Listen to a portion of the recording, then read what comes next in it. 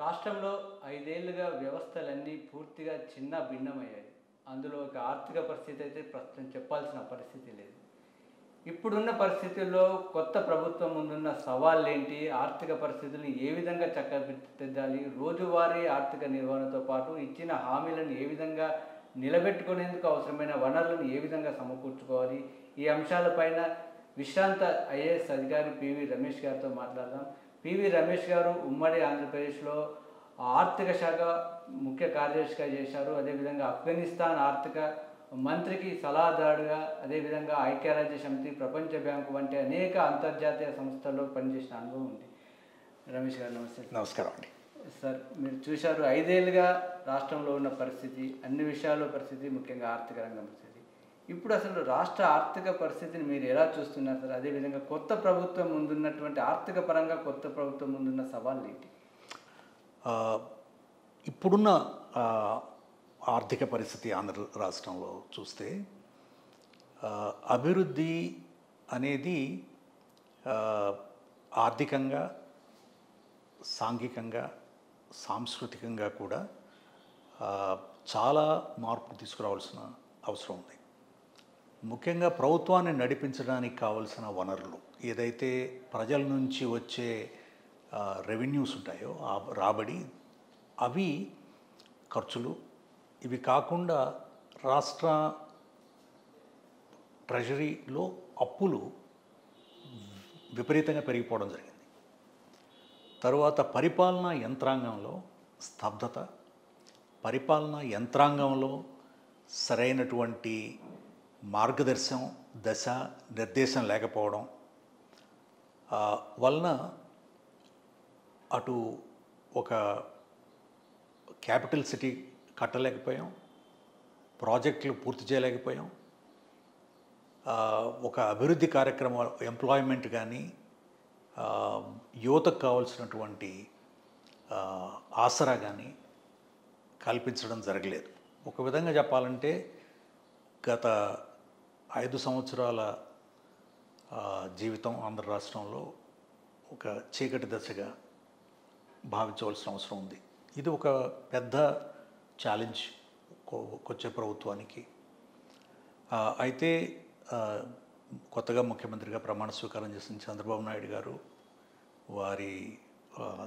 వారి మంత్రివర్గం, వారి అనుభవం ఉన్నవాళ్ళు, తెలివితేటలు ఉన్నవాళ్ళు, వారికి ముఖ్యంగా ముఖ్యమంత్రి గారికి ఇది 4వసారి కాబట్టి వారికి యంత్రాంగం గురించి, పరిపాలన గురించి, ఆర్థిక విషయాల గురించి, అభివృద్ధి అవకాశాల గురించి మంచి అవగాహన ఉంది. కాబట్టి వారి లీడర్షిప్లో రాష్ట్రంలో గణనీయమైనటువంటి మార్పులు వస్తాయని భావిస్తున్నాను. ఓకే, మీరు అన్నట్టు 5 ఏళ్ళుగా ఆర్థిక పరిస్థితి ఒక చీకటిమయంగా మారిందన్నారు. అయితే రాష్ట్ర ఆర్థిక నిర్వహణ అప్పుల విషయంలో కాకు కూడా కంగు తినే పరిస్థితి ఉంది. అంటే సుమారు 13 లక్షల కోట్ల రూపాయలు అప్పు తెచ్చినప్పుడు అసలు అవి ఏమైపోయాయి సార్? అవన్నీ కనీసం ఎక్కడ చూసినా కనీసం రోడ్లు కనిపించవు, అభివృద్ధి లేదు. ఆ అప్పులన్నీ తెచ్చిన అమౌంట్ అంతా ఎటుపోయింది సార్? ఒకటేమిటంటే అండి, రాష్ట్రంలో ఏదైతే రాబడి ఉంటుందో, రాష్ట్రం నుంచి వచ్చే రాబడి, అది వ్యాట్ ద్వారా కానీ, జిఎస్టీ ద్వారా కానీ, ఎక్సైజ్ ద్వారా కానీ వచ్చినవి, అవి ద్రవ్యోల్బణంతో, ఇన్ఫ్లేషన్తో పాటు పెరగలేదు, తగ్గిపోయింది. అంటే ఎందుకంటే అభివృద్ధి కార్యక్రమం జరగాలి అంటే వ్యవసాయం అభివృద్ధి చేయాలి, ఇండస్ట్రీస్ అభివృద్ధి చేయాలి, సర్వీసెస్ అభివృద్ధి చేయాలి. వీటిల్లో ముఖ్యమైనటువంటి ఇన్వెస్ట్మెంట్, ఇన్ఫ్రాస్ట్రక్చర్ కానీ, ఇన్వెస్ట్మెంట్స్ కానీ ఇవేమీ కూడా జరగలేదు. సాధారణంగా జరిగింది ఏమిటంటే 50,000, 60,000 కోట్ల డబ్బుని ప్రజలకు ఇవ్వడం జరిగింది. అది ఇచ్చింది సక్రమంగా వాళ్ళు వినియోగించుకున్నారా అనేది మనకు తెలియదు. కానీ ఈ డబ్బులు వాళ్ళకి సహాయం చేయాలి అనే ఒక ప్రిటెక్స్ట్తో అప్పులు చేయడం జరిగింది. అప్పులు కూడా ఒక పద్ధతి ప్రకారం, దానికి రాజ్యాంగ నిర్దేశం ఉంది, చట్టం ఉంది, ఎఫ్ఆర్బిఎం చట్టం ఉంది, rules, regulations, finance code, treasury code, accounts code అనేవి ఒక స్పష్టమైనటువంటి, నిర్దిష్టమైనటువంటి సూచనలు ఉన్నాయి. ఇవేమీ పట్టించుకోకుండా ప్రభుత్వ రంగ సంస్థల నుంచి తర్వాత ప్రభుత్వం ఇచ్చే గ్యారంటీల నుంచి అప్పు తేవడం జరిగింది. అప్పు తెచ్చిన దాంట్లో ఒక 5-6 విధాలుగా జరిగింది. ఒకటి ఏమిటంటే ఓపెన్ మార్కెట్ బారోయింగ్స్ అని, అది కేంద్ర ప్రభుత్వ అనుమతితో రిజర్వ్ బ్యాంక్ ఆఫ్ ఇండియా నుంచి తీసుకునే అప్పు. అది 3.5% మన స్థూల ఆదాయంలో జిఎస్డిపిలో 3.5% కంటే ఎక్కువ తీసుకోవడానికి వీల్లేదు. దాని ప్రకారం తీసుకునే డబ్బు కొంత. రెండవది ఏమిటంటే గ్యారంటీలు ఇచ్చి, ప్రభుత్వ గ్యారంటీ ఇచ్చి, అంటే నేను అప్పు తీరుస్తాను ప్రభుత్వం నుంచి అని ప్రభుత్వ రంగ సంస్థల ద్వారా అప్పు తీసుకోవడం 2. మూడవది ప్రభుత్వ రంగ సంస్థల యొక్క వాటి యొక్క అసెట్స్ని తాకట్టు పెట్టి మోర్ట్గేజ్ చేసి అప్పు తీసుకోవడం 3. నాలుగవది షెల్ కంపెనీలు, అంటే దానికి వనరులు కానీ రెవెన్యూస్ కానీ ఆదాయం కానీ లేనటువంటి కంపెనీలను ఏర్పాటు చేసి, like Andhra Pradesh state development corporation, Andhra Pradesh Rayalaseema drought mitigation corporation, ఇట్లాంటి కార్పొరేషన్లు ఏర్పాటు చేసి ఆ కార్పొరేషన్ల నుంచి మీద అప్పులు తీసుకోవడం 4వ పద్ధతి. 5వ పద్ధతి ఏమిటంటే ప్రభుత్వం యొక్క వనరుల్ని అమ్మేసి, ఉన్న వనరులను అమ్మేసి దాని ద్వారా డబ్బు చేసుకోవడం 5వ పద్ధతి. 6వ పద్ధతి ఏమిటంటే ఈ ప్రభుత్వ రంగ సంస్థలు, ముఖ్యంగా మైనింగ్ కార్పొరేషన్ అట్లాంటి వాటి మీద నాన్ కన్వర్టబుల్ డిబెంచర్స్ రేస్ చేసి, అంటే అప్పు ఫ్యూచర్ అది దాంట్లో అప్పు తీసుకోవడం 6వ పద్ధతి. 7వ పద్ధతి ఏమిటంటే ఇప్పుడు వచ్చే ఆదాయాన్ని తాకట్టు పెట్టి, భవిష్యత్తు వచ్చే ఆదాయాన్ని కూడా తాకట్టు పెట్టి బెవరేజెస్ కార్పొరేషన్ నుంచి 20,000 కోట్లు అప్పు తీసుకోవడం. ఇవన్నీ కూడా రకరకాలైనటువంటి ఒక ప్రైవేటు వ్యవస్థలో ఏదైతే ఈ ఎన్ఫోర్స్మెంట్ డైరెక్టరేట్ రైడ్లు చేసి పట్టుకునే విధానం ప్రభుత్వ రంగం సంస్థల్లోకి తీసుకొచ్చారు. కాబట్టి రాష్ట్రంలో ఈరోజు ప్రతి వ్యక్తి మీద, అంటే పుట్టిన పిల్లవాడి దగ్గర నుంచి 100 ఏళ్ల వ్యక్తి వరకు ఒక ఇంచుమించు 2 లక్షల అప్పు వాళ్ళ తల మీద ఉంది. ఎందుకంటే మనం గుర్తుపెట్టుకోవాల్సింది ఏమిటంటే ప్రభుత్వం నుంచి వచ్చే ఆదాయం ప్రజల నుంచి వస్తుంది. అది ఎక్కడి నుంచో మనం కాగితాలు కరెన్సీ ప్రెస్ చేయం, అది ప్రభుత్వం ప్రజల నుంచి వస్తుంది. కాబట్టి ప్రజల నుంచి వచ్చే సొమ్ముని ప్రజల కోసం ఖర్చు పెడతాం. అది ప్రభుత్వం చేసే పని ఏమిటంటే ప్రజల నుంచి సొమ్ము వసూలు చేసి, ఆ సొమ్ము డబ్బున వాళ్ళే ఖర్చు పెట్టరు. ఇప్పుడు జిఎస్టీ కానీ వ్యాట్ కానీ ఉందంటే అది ప్రతి వ్యక్తి కూడా, ఇన్ఫ్యాక్ట్ నిజంగా చూడాలంటే 50% ఎవరైతే దిగువనున్న 50% మంది వ్యక్తులు ఉన్నారో వాళ్ళు 65% జిఎస్టీ ఖర్చు పెడుతున్నారు.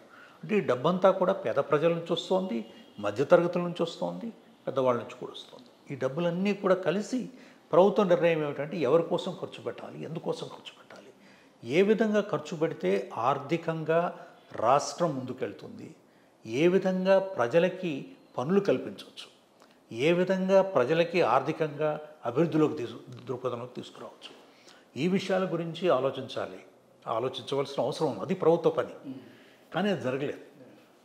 అయితే మీరు అన్నట్టు రుణ సమీకరణ అనేది ఒక ఆర్థిక సూత్రాల్లో అందరూ చెప్తుంటారు. అయితే అప్పు తీసుకొచ్చి దాన్ని ఒక ఉత్పాదక రంగం పైన లేక మళ్ళీ ఒక ఇన్కమ్ జనరేషన్ కోసం పెట్టాలని చాలామంది ఆర్థిక నిపుణులు చెప్తుంటారు.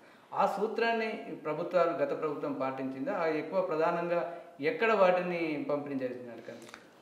అంటే గత ప్రభుత్వం 5 సంవత్సరాల దిశ చూసినట్లయితే క్యాపిటల్ ఎక్స్పెండిచర్ మీద, ఏదైతే ఫ్యూచర్ అసెట్స్ మీద, ఎక్కడైతే ఎకానమీ పెరగడానికి కానీ దోహదం చేసేది కానీ, లేకపోతే ఎంప్లాయ్మెంట్ ఆపర్చునిటీసు అందజేసే విధానాలు కానీ మనకు కనిపించలేదు. కానీ ఎంతవరకు కూడా ప్రజలకి ఇదిగో ఇది డబ్బు ఇస్తున్నాము అని డబ్బు అందజేయడం కానీ, క్యాపిటల్ ఎక్స్పెండిచర్, క్యాపిటల్ ఇన్వెస్ట్మెంట్ ఏదైతే భవిష్యత్తులో మీద ఈ సమాజం భవిష్యత్తులో అభివృద్ధి చెందడానికి ఏ విధమైనటువంటి పునాదులు వేస్తున్నాం, ఎటువంటి కార్యక్రమాలు చేపడుతున్నాం, ఎటువంటి అవకాశాలు ప్రజలకి కలుగజేస్తున్నాం అనే దాని మీద చూసినట్లయితే చాలా తక్కువ ఖర్చు పెట్టడం జరిగింది. అప్పుది ఇప్పుడు ప్రిన్సిపల్ ఏమిటంటే అండి, ఆర్థికంగా 5 ఏళ్ళు నేను ఫైనాన్స్ సెక్రటరీగా చేసాం. ప్రిన్సిపల్ ఫైనాన్స్లో ప్రజల సొమ్ముని ఏ విధంగా వినియోగించుకోవాలి అంటే, మన రాష్ట్రానికి వచ్చే ఆదాయం, కేంద్ర ప్రభుత్వం నుంచి వచ్చే ఆదాయం 2 ఉంటాయి.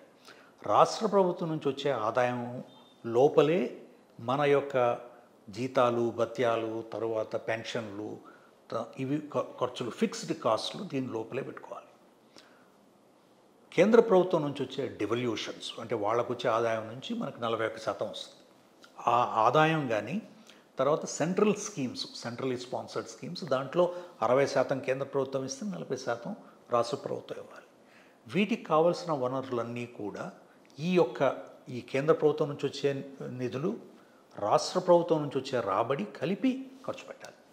అప్పులు ఏదైతే తీసుకున్నామో అప్పు తీసుకున్నవి ఈ క్యాపిటల్ ఎక్స్పెండిచర్కి మాత్రమే ఖర్చు పెట్టాలి. ఇది సూత్రం. Revenue expenditure zero, revenue deficit ఏమీ ఉండకూడదు. ఫిస్కల్ డెఫిసిట్ ఏదైతే ఉందో అంటే క్యాపిటల్ ఎక్స్పెండిచరు రెవెన్యూ ఎక్స్పెండిచర్ కలుపుకొని ఉన్నది అది 3.5% కంటే స్థూల ఆదాయం కంటే పెరగకూడదు. గత ప్రభుత్వం చేసింది 5 సంవత్సరాలుగా ఏమిటంటే విచ్చలవిడిగా అప్పులు ఈ 3.5% పరిధిలోనే కాకుండా పెద్ద ఎత్తున ప్రభుత్వ రంగ సంస్థల నుంచి తర్వాత ఈ గ్యారంటీల ద్వారా నాన్ కన్వర్టబుల్ డిబెంచర్స్ ద్వారా రెవెన్యూస్ని ఇప్పుడున్న వచ్చే ఆదాయాన్ని భవిష్యత్తు కోసం తాకట్టు పెట్టడం అనేది ఇది మన కుటుంబంలోనూ జరగదు, ప్రభుత్వాల్లో అసలు జరగవు, ప్రైవేటు కంపెనీల్లో కూడా ఇటువంటివి జరిగితే మునిగిపోతారు. అదే మనం రాష్ట్ర ప్రభుత్వం ఇది ఎవరు తాగుబోతు వ్యవహారం లాంటి అప్పులు ఖర్చు ఉంది. ఓకే, మీరు అన్నట్టు ఈ పరిస్థితి కొత్త ప్రభుత్వానికి నిజంగా ఒక సవాల్ లాంటివి చక్కదిద్దడం అనేది. మీరు అన్నట్టు షెల్ కార్పొరేషన్ కనీస ఆదాయం లేని కార్పొరేషన్లు ప్రభుత్వ వనరులను తాకట్టు పెట్టి తీసుకున్న రుణాలు ఇప్పుడు వాటిని అసలు తిరిగి ఏ విధంగా సార్ చెల్లించడం అంటే కనీస ఆదాయం లేని కార్పొరేషన్లు ఏ విధంగా వాటిని ఇప్పుడు ప్రభుత్వం ఎలా చేయాలి అంటే ఇప్పుడు వెంటనే ప్రభుత్వం చేయవలసిన పనులు చాలా ఉన్నాయండి. ముఖ్యమంత్రి గారికి ఆ విషయాలు తెలుసు కాబట్టి వారు ఖచ్చితంగా దీని మీద చర్య తీసుకుంటారు. ముఖ్యంగా తీసుకోవాల్సింది ఏమిటంటే ఆదాయం ఎలా నడుస్తోంది, ఎక్కడెక్కడి నుంచి వస్తున్నాయి. ఆదాయం ముఖ్యంగా మన రాష్ట్రానికి ఎక్కడి నుంచి వస్తాయంటే వ్యాట్ పెట్రోల్ మీద, తర్వాతనేమో మద్యపానం మీద వ్యాట్ ఉంటుంది. లిక్కర్ మీద ఇది మిగిలిన జిఎస్టీ మిగిలినవన్నీ కూడా స్టేట్ జిఎస్టీ నుంచి ఐజిఎస్టీ నుంచి మనకు వస్తాయి. తరువాత ఈ రవాణా నుంచి వెహికల్స్ వాటి నుంచి కొంత డబ్బులు వస్తాయి. రిజిస్ట్రేషను స్టాంప్స్ నుంచి కొంత వస్తాయి. ఎక్సైజ్ నుంచి ఎక్సైజ్ ట్యాక్సేషన్, తర్వాత ఫారెస్ట్ నుంచి మినరల్ సెస్ నుంచి ల్యాండ్ రెవెన్యూ నుంచి ఇవన్నీ కలుపుకుంటే రాష్ట్ర ఆదాయం. ఈ ఆదాయం ఎక్కడెక్కడి నుంచి వస్తుంది, ఎంత వస్తుంది, ఎక్కడ తగ్గింది, దీంట్లో పాలసీలు కరెక్ట్గా ఉన్నాయా లేవా, ముఖ్యంగా లిక్కర్ పాలసీ దాంట్లో మార్పులు తీసుకురావాల్సిన అవసరం ఉంది. అలాగే వ్యాట్ మనది గత 3 ఏళ్లలో చూస్తే ఇది యాక్చువల్లీ తగ్గిపోయింది. 21,000 నుంచి 19,000కి తగ్గింది. వేరస్ అదే సమయంలో తెలంగాణ ప్రభుత్వంలో 21,000 నుంచి 25,000కి వెళ్ళింది. సో దీంట్లో ఏమి తప్పులు ఉన్నాయి అనేది గుర్తించి ఇది మైక్రో డీటెయిల్స్ అనలైజ్ చేసి ఈ రెవెన్యూలో ఉన్న లోటుపాట్లను తగ్గించడం, పాలసీల్లో మార్పు తీసుకురావడం, డిపార్ట్మెంట్స్ని స్ట్రీమ్లైన్ చేయడం, వాటిని పటిష్టపరచడం, సో లీకేజెస్ లేకుండా ప్లగ్ చేయడం ఇది ముఖ్యం. ఇది స్టేట్ రెవెన్యూస్ నుంచి. సెంటర్ నుంచి రావాల్సినవి చాలా ఉన్నాయి. సెంట్రల్ స్కీమ్స్ మనకు సక్రమంగా అందుతున్నాయా, సెంట్రల్ సెక్టర్ స్కీమ్స్ని మనం సక్రమంగా అమలు చేస్తున్నామా, ఇంకా కొత్త స్కీమ్స్ ఏమైనా మనకు వచ్చే అవకాశం ఉందా, రావాల్సిన అవసరం ఉందా, ఇవి కూడా సెంటర్ నుంచి రావాల్సినవన్నీ కూడా. అందులోనూ ముఖ్యంగా ఇప్పుడు ఇమ్మీడియట్గా చేయవలసినవి క్యాపిటల్ సిటీ నిర్మించాలి, మనకి అది చాలా ముఖ్యం. అలాగే మేజర్ ఇరిగేషన్ ప్రాజెక్ట్స్ పోలవరం, ఆంధ్రీనీవా, ఇప్పుడు రాయలసీమ ఇరిగేషన్ ప్రాజెక్టులు ఇవి పూర్తి చేయవలసిన అవసరం ఉంది. అలాగే రోడ్లు, వాటర్ సప్లై స్కీమ్స్, పట్టణ ప్రాంతాల్లో ముఖ్యమైనటువంటి అభివృద్ధి కార్యక్రమాలు ఇవన్నీ కూడా ఒక బృహత్తరమైన ప్రణాళిక ప్రకారం ఖర్చు పెట్టడానికి ఎక్కడ పెట్టాలి, ఏ విధంగా పెట్టాలి, దానికి కేంద్ర ప్రభుత్వం నుంచి ఎటువంటి సహాయం సహకారాలు ఉంటాయి. 2 మూడవది రాష్ట్ర అభివృద్ధికి ఎకానమీ పెరగడానికి ఎటువంటి చర్యలు తీసుకోవాలి. రాష్ట్రంలో ఇన్వెస్ట్మెంట్స్, అగ్రికల్చర్ని పటిష్టపరచడం, ఇండస్ట్రీస్ని కిక్ స్టార్ట్ చేయడం, ఇన్ఫ్రాస్ట్రక్చర్ డెవలప్మెంట్కి సహాయం చేయడం, తర్వాత మనకు కోస్ట్ ఉంది, పెద్ద కోస్టు, ఆ కోస్టల్ ఎకానమీని ఏ విధంగా ఇంప్రూవ్ చేయాలి. తర్వాత ఇదివరకు చంద్రబాబు నాయుడు గారు ప్రభుత్వం ఉన్నప్పుడు 14-18 మధ్యలో చాలా కార్యక్రమాలు తీసుకున్నారు. Asian development bank, Japanese corporation సహాయంతో Visakhapatnam Chennai industrial corridor, Chennai Bengaluru industrial corridor, Bengaluru Hyderabad industrial corridor, వీటికి చాలా ఇన్ఫ్రాస్ట్రక్చర్కి ఇన్వెస్ట్మెంట్ కోసం ఒక 10,000 కోట్ల రూపాయల లోన్ తీసుకున్నాం అప్పుడు 15-14. అలాగే ఎలక్ట్రిసిటీ మొత్తం పవర్ సిచ్యువేషన్ అంతా కూడా పగడ్బందీగా ఇన్ఫ్రాస్ట్రక్చర్ స్ట్రెంగ్తన్ చేయడానికి ఏషియన్ ఇన్ఫ్రాస్ట్రక్చర్ ఇన్వెస్ట్మెంట్ బ్యాంక్ నుంచి కొంత డబ్బు తీసుకోవడం జరిగింది. హుద్హుద్ సైక్లోన్లో విశాఖపట్నం సిటీ అంతా మోడర్నైజ్ చేయడానికి ఇన్ఫ్రాస్ట్రక్చర్ కొంత ఇన్వెస్ట్మెంట్ చేయడం జరిగింది. అలా ఆ కార్యక్రమాలన్నీ కూడా స్తబ్దతగా పడిపోయినాయి. అవన్నీ కూడా తిరిగి యాక్టివేట్ చేయాల్సిన అవసరం ఉంది. మీరు అన్నట్టు అంటే రోజువారీ నిర్వహణ, ప్రభుత్వ ఉద్యోగుల వేతనాలు వంటి రోజువారీ నిర్వహణతో మీరు అన్నట్టుగా అమరావతి, పోలవరం, నదుల సంధానం, రహదారుల నిర్మాణం ఇవంటి భారీ కార్యక్రమాలు కూడా చేపట్టాల్సింది. ఈ నేపథ్యంలో ప్రజలపై పన్నుల భారం వేయకుండా, వీలైనంత వరకు వేయకుండా, అదేవిధంగా మీరు అన్నట్టు సొంతంగా ఆర్థిక వనరులను ఇంకా సమకూర్చుకోవడానికి ఎక్కడెక్కడ అవకాశం ఉంటాయి సార్ రాష్ట్రంలో? ప్రజల మీద పన్నుల భారం పెరగకుండా ఉన్న పన్నులు వసూలు విధానంలో నేను చెప్పినట్లుగా కొన్ని విధి విధానాలలో మార్పులు రావాలి, వ్యవస్థలో మార్పు రావాలి, పటిష్టపరచాలి, కరప్షన్ తగ్గించాలి, కలెక్షన్ పద్ధతిని స్ట్రీమ్లైన్ చేయాలి, అనవసర ఖర్చుల్ని తగ్గించుకోవాలి. ప్రభుత్వంలో ఉన్నట్టు అనవసరమైన ఖర్చులు ఏమైతే ఉన్నాయో. మూడవది, ప్రతి కార్యక్రమాన్ని కూడా రివ్యూ చేసి ఈ కార్యక్రమాన్ని ఇంకా పటిష్టంగా ప్రజలకు ఏ విధంగా అందించాలి, ఏ విధంగా అందించవచ్చు, ఏ విధంగా అందించగలం అనే విషయాలు నిర్ణయించుకోవడం. అలాగే కేంద్ర ప్రభుత్వ కార్యక్రమాలని పటిష్టంగా అమలుపరచడం. అది రైతులకు సంబంధించింది కావచ్చు, పట్టణాల్లో ఉన్న వాళ్ళకి కావచ్చు, గ్రామీణ ప్రాంతాల్లో ఈ ఎన్ఆర్ఈజీఎస్ కార్యక్రమం, గ్రామీణ ఉపాధి కార్యక్రమం పథకం కింద చాలా కార్యక్రమాలని చేపట్టవచ్చు. గ్రామీణ రోడ్లు, మంచినీటి పథకాలు, అక్కడ ఉన్నటువంటి లైబ్రరీసు, బిల్డింగ్సు ఇవన్నీ కూడా కట్టడం ద్వారా ఇమ్మీడియట్గా మనం ఎంప్లాయ్మెంట్ క్రియేట్ చేసే అవకాశం ఉంది. కాబట్టి అభివృద్ధి ప్రణాళిక తయారు చేసుకున్నప్పుడు మనం ఈరోజు చేయవలసినవి ఏమిటి, వచ్చే 3 నెలల్లో, వచ్చే సంవత్సరంలో, వచ్చే 5 ఏళ్లలో, వచ్చే 10 ఏళ్లలో ఆ విధంగా ప్రణాళిక తయారు చేసుకుని ఇమ్మీడియట్గా లో హ్యాంగింగ్ ఫ్రూట్స్, లో ఆపర్చునిటీస్, ఎక్కడైతే మనం ఇన్కమ్ని పెంచగలం, ఎక్కడైతే రెవెన్యూస్ని మ్యాక్సిమైజ్ చేయగలం, ఎక్కడైతే ఖర్చు తగ్గించుకోగలం, ఎక్కడైతే సరైన కార్యక్రమాలని, అభివృద్ధి కార్యక్రమాలని పటిష్టంగా అమలుపరచగలం, ఈ విధమైనటువంటి ఒక కాంప్రిహెన్సివ్ ప్రోగ్రామ్ ఆఫ్ యాక్షన్ త్వరితగతిని వచ్చే 4 రోజుల్లోనే తయారు చేసి చేయవలసిన అవసరం ఉంది. దీన్ని ప్రజలకు కూడా చెప్పవలసిన అవసరం ఉంది. అది తప్పకుండా ఈ ప్రభుత్వం చేస్తుందని నేను భావిస్తున్నాను. దాంట్లో వైట్ పేపర్స్ ద్వారా ప్రజలకి నిజాలు, ఇదిగో ఈ విధమైన పరిస్థితి జరిగింది, 5 ఏళ్లుగా జరిగిన కార్యక్రమాలు ఇవి, జరగనివి ఇవి, తప్పులు ఇవి, ఈ విధమైనటువంటి విధానం జరిగింది. కాబట్టి ఏ విధంగా ప్రజల్ని ముందుకు తీసుకెళ్ళాలి, దాంట్లో వృద్ధులు ఉన్నారు, యువకులు ఉన్నారు, చదువుకుంటున్న వాళ్ళు ఉన్నారు, గ్రామీణ ప్రాంతాల్లో రైతులు ఉన్నారు, పట్టణ ప్రాంతాల్లో వాళ్ళు ఉన్నారు. వీళ్ళందరినీ కలిసికట్టుగా 5.5 కోట్ల మందికి ముఖ్యమంత్రి గారు నిన్న వారి ప్రసంగంలో కూడా అదే చెప్పారు. 5.5 కోట్ల మంది ప్రజల్ని అందరినీ కలిసి ముందుకు తీసుకోవాల్సిన అవసరం. మీరు అన్నట్టుగా ఇటు ప్రజల సంక్షేమం అవసరం, అదేవిధంగా అభివృద్ధి 2 సమపాలలో జరగాల్సిన పరిస్థితి రాష్ట్రంలో ఉంది. కాబట్టి దేనికి ప్రాధాన్యతల క్రమంగా దాని ప్రణాళిక ఏ విధంగా ఉండాలంట? అభివృద్ధి, అభివృద్ధి, సంక్షేమం అనేవి బండికి 2 చక్రాలు లాంటివి. 2 కూడా అవసరమే. కొంతమందికి సంక్షేమం అవసరం, వృద్ధులు ఉన్నారు, స్త్రీలు ఉన్నారు, పేద వర్గాల వాళ్ళు ఉన్నారు, వాళ్ళకి సంక్షేమం అవసరం. అభివృద్ధి అందరికీ అవసరం. మంచినీళ్ళు అనేవి మనందరికీ కావాలి, పవర్ ఉంది అందరికీ కావాలి, ఎలక్ట్రిసిటీ, ఇవన్నీ కూడా కాబట్టి ఈ 2 కూడా 2 చక్రాలు. రెండింటినీ కూడా సమపాళ్లల్లో ముందుకు వెళ్తేనే ఆర్థికంగా రాష్ట్రం అభివృద్ధి చెందుతుంది. భవిష్యత్తులో ఈ విధి విధానాల్లో మార్పులు చేర్పులు ముఖ్యమంత్రి గారికి సుపరిచితం. వారు ఖచ్చితంగా ఈ అంశాల మీద వారి లీడర్షిప్ మార్క్, ఎందుకంటే వారికి సుదీర్ఘమైనటువంటి ఎక్స్పీరియన్స్ ఉంది ప్రభుత్వం నడిపించడంలో.